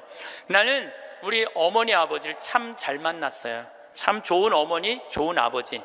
그 중에 어머니보다는 아버지를 잘 만난 것 같아요. 아버지를, 뭐 어머니도 좋지만 아버지는 그거보다 훨씬 좋아요. 훨씬. 난 어렸을 때 아버지하고 매일 미꾸라지 잡으러 다니고 메뚜기 잡으러 다니고 도토리 밤 주스러 다녔던 기억이 참 많아요. 그리고 시험만 우리는 시험 못 봤다고 혼났던 적이 한 번도 없어. 그런데 어쨌든 시험만 끝나면 아버지가 짜장면을 사서, 초등학교 때 우리는 항상, 나는 한 달에 한 번은 아버지하고 짜장면을 먹으러 갔어요. 내가 2년 전에 우리 형이 둘이거든요. 형들한테 이제 무슨 같이 놀면서, 나 어렸을 때 아버지가 시험 끝나면 꼭 짜장면을 사줬어. 나 막내라 그렇게 사줬는 것 같아. 그랬더니 형들이 그러는 거예요. 너도 먹었냐? 우리도 시험 끝나면 꼭 먹었는데? 그러더라고요. 생각해보니까 열받더라고요. 나는 한 달에 한 번 먹고 아버지는 한 달에 3번씩이나 먹었던가 생각을 해보니까. 그러니까 어렸을 때 미꾸라지도 어떻게 잡았느냐면은, 논에 보면 웅덩이 있죠? 옆에 거기 물 다 퍼내. 아버지하고 바가지로 다 퍼내면 그 진흙 안에 미꾸라지 많어. 그럼 그거 탁 잡아다, 그 잡는 그 느낌이 얼마나 좋은지 몰라요. 미꾸라지가 진흙을 딱 잡으면은 미꾸라지가 꾸물쭉꾸물쭉하고 막 생기는 거 있잖아요. 우렁도 있고. 참 행복한 시절 보냈어요. 그러니까 이제 아버지를 생각하면은 참 마음이 따뜻해요. 아버지를 생각하면. 근데 중학교 3학년 때 내가 옥상에서 밤에 담배를 피고 있는데 어험 소리가 들리더라고. 어험 소리가. 고개를 돌려보니까 아버지 뒷모습이야. 아버지가 내 담배 피는 걸 보고 내려가신 거예요. 너무 미안하더라고요. 왜냐하면 나는 손찌검 한번 하신 적 없는 아버지인데, 그 좋은 아버지한테 담배 피는 모습을 중학교 3학년 아들이 보였으니 얼마나 미안해요. 그냥 아버지 쳐다보기가 정말로 얼굴을 들을 수가 없었어요. 근데 아버지가 하루가 지나도 말이 없고 이틀이 지나도 말이 없는 거야. 일주일이 지났는데도 말이 없으신 거예요. 그래서 난 이렇게 생각했어요. 깜깜해서 못 보셨나 보다. 이렇게 생각을 했어요. 근데 2주일이 됐는데 2주일째 누나가 나를 부르는 거예요. 막내야.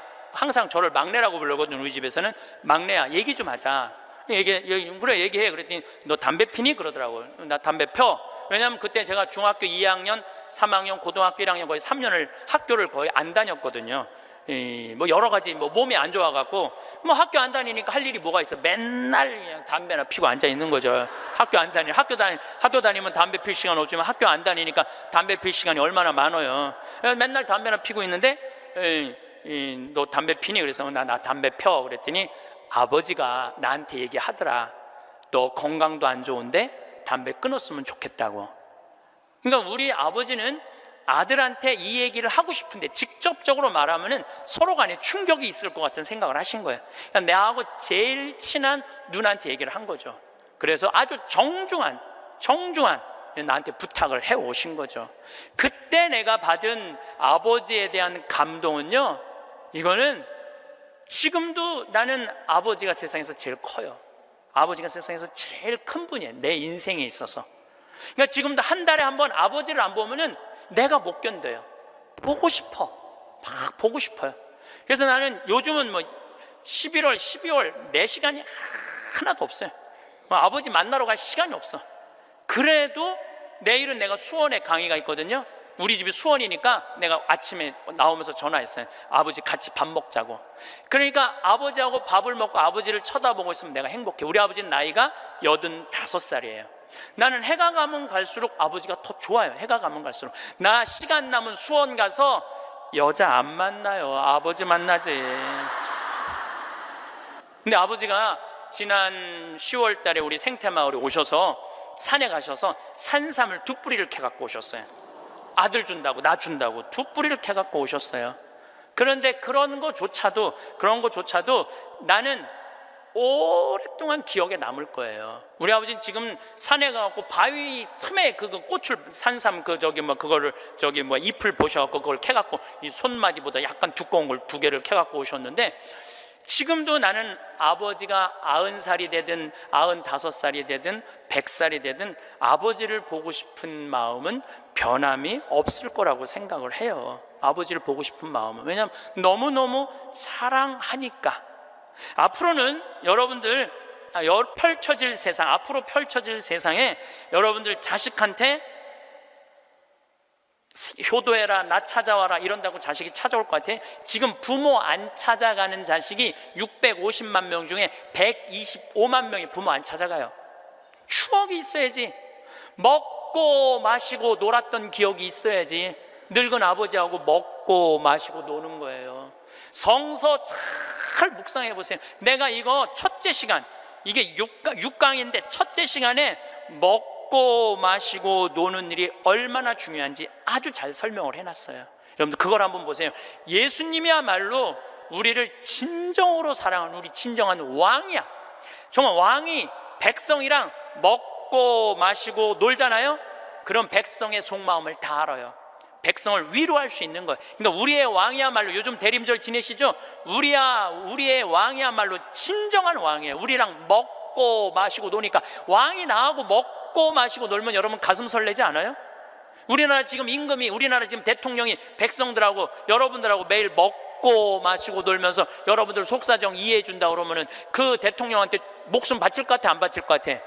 대통령이 나하고 지금 청와대에서 와갖고 여러분들하고 여기 명동에서 같이 매일 먹고 마시고 놀면 목숨 바칠 것 같아, 안 바칠 것 같아요? 바치죠? 예수님한테 왜 목숨을, 여러분들 예수님한테 목숨 바치는 분들이죠? 우리의 임금이야말로 진정한 킹 오브 킹, 왕 중의 왕이다. 저는 요즘 이 먹고 마시고 노는 거 묵상하면서 예수님을 더 사랑하게 됐어요. 참 좋으신 분이에요. 해리 리버맨이라는 할아버지가 있어요. 이 할아버지는 나이가 몇 살이냐면은 104살에 돌아가셨어요. 미국, 원래는 유태인이야. 폴란드에서 너무너무 가난하게 살다가 어디로 갔느냐면은 미국으로 이민을 갔어. 가갖고 뭐 정말 일을 많이 했어. 제조업도 하고. 근데 이제 77살에 은퇴를 했어요. 돈도 많이 벌고. 그래갖고 이제 미국에도 노인정이 있어요. 매일 노인정에 가갖고 할 일이 없으니까 맨날 체스를 뒀어요. 근데 81살에 같이 체스 두던 친구가 아파갖고 안 나왔어. 안 나와갖고 하루 종일 멍 때리고 있는데 거기에 자원봉사자가, 할아버지 친구 안 나왔다고 하루 종일 가만히 앉아있지 말고 옆에 화실이 있는데 그 화실에 가서 그림 좀 공부 좀 해보고 그림 좀 그려보라고 그럽니다. 그랬더니 이 할아버지가 이런 말을 해요. 나는 태어나서 지금까지 단 한 번도 붓을 잡은 적이 없다. 먹고 살기 바쁜데 무슨 붓을 그리냐. 물감이 어떻게 생겼는지도 모르고 도화지, 캔버스가 어떻게 생겼는지도 모른다. 근데 내가 무슨 그림을 그리냐, 이 81살 나이에. 그래도 할아버지 한번 가서 구경이나 해보시라고. 그래서 할아버지를 살살 꼬셔서 화실에 갔어요. 근데 이 할아버지가 화실에 가서 붓을 보고 물감을 보고 캔버스를 보는 순간 어떤 생각이 들었느냐면은 어렸을 때 폴란드의 그 아름다운 경치를 그리고 싶었던 거야. 그래서 붓을 들어 그림을 그리기 시작을 했어요. 근데 이 할아버지가 색깔을 조합하고 그림을 그리는데 프랑스의 샤갈이라는 화가보다도 그림을 더 잘 그리는 거야. 그래서 이 할아버지 별명이 미국의 샤갈이에요. 그래서 이 할아버지가 뭐 배울 것도 없어. 기본적인 몇 가지만 하고부터 전시회를 했는데 101살까지 전시회를 해요. 근데 101살까지 전시회를 하는데 나이 먹으면 보통 전시회 하면은 동네에서 그런 식으로 하잖아요. 근데 이 할아버지는 그런 전시회가 아니야. 그런 전시회가 아니라 어떤 전시회냐면 미국의 모든 미술관이 와서 이 할아버지 그림을 소장하고 싶어서 경매를 할 정도로 유명한 전시회를 해요. 101살 때 20일에 전시회를 할 때 기자 400명이 모였대요. 기자들이 물어봤대요. 할아버지한테, 할아버지 어떻게 이렇게 20일에 걸쳐서 이 세계적인 그림을 그릴 수 있느냐고. 할아버지 대단하다고. 그랬더니 이 해리 리버맨이라는 할아버지가 이런 말을 해요. 나는 내 그림이 유명한지 안 유명한지 난 잘 모르겠다. 근데 나는 81살부터 101살까지 내 인생은 가장 찬란하고 가장 행복했다. 내가 이렇게 그림을 그리면서 내 101살까지 살 수 있었던 것은 내 인생의 최대의 축복이다. 그리고 이 할아버지는 104살에 세상을 떠나세요.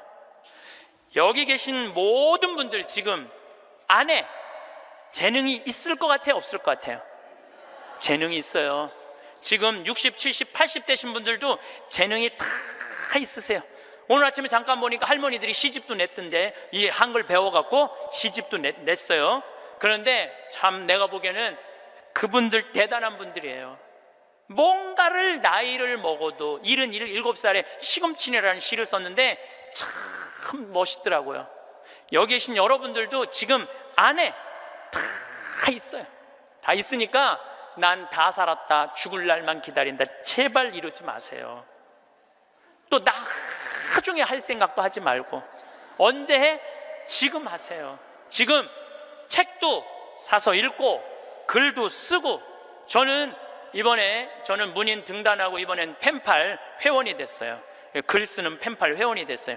너무너무 재밌어요. 글 쓴다는 게. 그 펜팔, 내 국제 펜팔 회원이 된 이유는 그 펜팔 회에는 되게 노벨상 받은 사람을 초대해서 강의를 들어요. 그런 강의를 듣고 싶어서 내가 회원 거기 심사해 해갖고 통과가 돼갖고 했는데, 정말 저도 나이를 먹었고 글 공부를 하면서 하루하루가 너무너무 신이 나는 거예요. 여러분들도 사는 것처럼 사세요. 제발 자식들한테 전화하고 그러지 말고, 그것도 110살에 전화해갖고 너 왜 나 안 찾아오냐 이러지 마시고 여러분들의 인생을 사시기를 바라겠습니다. 마침 기도로 제가 자식들하고도 가장 중요한 건 사랑입니다. 사랑에 관련된 성서 구절로 마침 기도를 바치겠습니다. 성부와 성자와 성령의 이름으로 내가 인간의 여러 언어와 천사의 언어로 말한다 하여도 나에게 사랑이 없으면 나는 요란한 징이나 소란한 꽹과리에 지나지 않습니다. 내가 예언하는 능력이 있고 모든 신비와 지식을 깨닫고 산을 옮길 수 있는 큰 믿음이 있다 하여도 나에게 사랑이 없으면 나는 아무것도 아닙니다. 내가 모든 재산을 나누어 주고 내 몸까지 자랑스레 넘겨준다 하여도 나에게 사랑이 없으면 나에게는 아무 소용이 없습니다. 사랑은 참고 기다립니다. 사랑은 친절합니다. 사랑은 시기하지 않고 뽐내지 않으며 교만하지 않습니다. 사랑은 무례하지 않고 자기 이익을 추구하지 않으며 성을 내지 않고 앙심을 품지 않습니다. 사랑은 모든 것을 덮어주고 모든 것을 믿으며 모든 것을 바라고 모든 것을 견디어 냅니다. 영광이 성부와 성자와 성령께, 성부와 성자와 성령의 이름으로 아멘. 감사합니다. 황창현 신부님께서 직접 쓰신 글입니다. 행복하려면 바로 지금 행복하라. 토끼와 거북이 2000년 만에 다시 만나다. 토끼와 거북이 이야기는 2000년 전 이솝우화에 등장합니다. 사람들은 지난 2000년 동안 느림보 거북이가 날쌘 토끼에게 이긴 시합이라고 알고 있지만 요즘 새로운 버전의 토끼와 거북이 이야기가 나왔습니다. 오랜 세월 자존심이 상한 채로 살아온 토끼가 거북이를 찾아가 재대결을 요구하면서 이야기는 시작됩니다. 거북이가 토끼의 도전을 흔쾌히 받아들여 역사적인 2차전이 벌어졌습니다. 토끼와 거북이는 재대결 날짜를 정하고 각자 만반의 준비에 들어갔습니다. 누가 이기든 세상에 소문이 날 테니 보통 중요한 시합이 아닙니다. 토끼는 무엇보다 잠을 줄이는 일이 먼저라 판단하고 신경정신과 의사를 찾아가 상담을 하고 잠을 쫓는 약을 처방받으며 만전을 기했습니다. 거북이라고 가만히 있을 리 없습니다. 거북이는 토끼처럼 뒷다리를 똑바로 세우는 연습도 해보고 등딱지를 가볍게 하기 위해 성형외과 병원에도 다녔습니다. 드디어 재대결이 시작되었습니다. 각자 맹운년을 한 토끼와 거북이는 처음부터 전력 질주를 했습니다. 하지만 쏟아지는 잠을 주체하지 못한 토끼는 어쩔 수 없이 중간에 잠깐 잠을 잤습니다. 그래도 워낙 중요한 시합이라 2시간 잘 것을 1시간만 자고 벌떡 일어납니다. 그러는 동안 쉬지 않고 달린 거북이는 마침내 결승점을 코앞에 두게 되었습니다. 거북이가 뒤를 돌아보니 토끼는 그림자도 보이지 않아서 이번에도 승리할 가능성이 높아졌습니다. 그러면 그렇지. 이솝 아저씨가 만들어낸 2000년 동안의 영웅이 하루아침에 패배자로 전락할 리가 없지. 승리를 확신한 거북이가 아주 잠깐 방심하는 사이에 토끼가 총알같이 달려와 거북이를 간발의 차이로 이겨버립니다. 이제 억울하고 분한 쪽은 거북이입니다. 묵묵한 성실함으로 지난 2000년 동안 승리의 월계관을 쓰고 명예롭게 살아왔는데 졸지의 패배자가 되다니 도저히 받아들일 수 없습니다. 절치부심한 거북이는 도전장을 내밀었고 토끼가 이를 받아들입니다. 거북이는 피나는 노력을 합니다.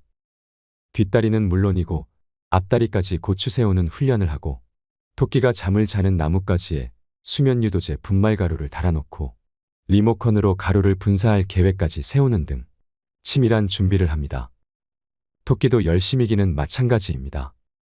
달리다 지치지 않도록 저명한 내과 의사에게 부탁한 특수 영양제를 먹고 그것도 안심이 되지 않아 이번 시합에는 아예 각성제를 먹더라도 잠을 자지 않겠다고 결심합니다. 다시 벌어진 3차전에서 토끼는 앞다리까지 바짝 세우고 내달리는 거북이를 보며 마음을 다잡습니다. 나무 밑에 이르렀을 때 거북이가 매달아 놓은 수면 유도제 분말가루 탓에 갑자기 졸음이 밀려와 잠시 비틀거렸지만 이래서는 안 된다며 머리를 흔들고 계속 내달렸습니다.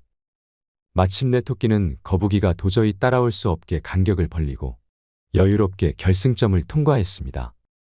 3차전 시합까지 패배한 거북이는 가문에 수치라며 너무도 상심한 끝에 우울증에 걸리고 말았습니다. 이대로 패배자라는 낙인을 떠안고 살아가느니 죽는 게 낫다는 생각합니다. 이런 거북이를 보며 할아버지 거북이가 말했습니다. 손자야, 슬퍼하지 마라. 너는 토끼 평균 수명이 얼마나 되는지 아느냐? 토끼는 하도 빨빨거리고 뛰어다니다 보니 기껏해야 7년밖에 살지 못하지만 우리는 느리기 때문에 수명이 200년이나 된다. 원래 느린 게 우리 숙명인데 왜 되지도 않게 토끼를 이기겠다고 앞다리 뒷다리를 세우며 힘들게 사느냐. 천천히 살아라. 그게 바로 내 운명이다. 제가 하고 싶은 말은 바로 이것입니다. 지금 대한민국 부모들은 자녀들을 기껏해야 7년밖에 살지 못하는 토끼로 만들려고 안달하고 있습니다. 200년을 사는 거북이를 닮으면 절대 안 된다면서 채찍질을 하며 잠도 재우지 않고 공부를 시킵니다. 얼마 전에 지인으로부터 잊지 못할 이야기를 들었습니다. 서울의 어느 유치원에서 아이들을 숲속에 데려가 자연과 호흡하게 했는데 아이들이 살랑거리는 바람 속에서 흙냄새를 맡고 나뭇가지에 숨어있는 작은 벌레들과 대화하며 그렇게 좋아하더랍니다. 그런데 한 어머니가 달려와 원장에게 이런 말을 했답니다. 아이들이 숲속을 걸으면서 영어 단어 하나라도 더 외우게 하면 참 좋겠네요. 다음엔 꼭 그렇게 해주세요. 참으로 안타까운 일입니다. 여러분, 행복하려면 지금 바로 행복해야 합니다. 내가 지금 행복해야 내 자녀도 행복해질 수 있습니다. 이상으로 책틀맨이었습니다. 지혜를 쌓는 당신의 오늘이 아름답습니다. 더 좋은 영상으로 찾아뵙겠습니다.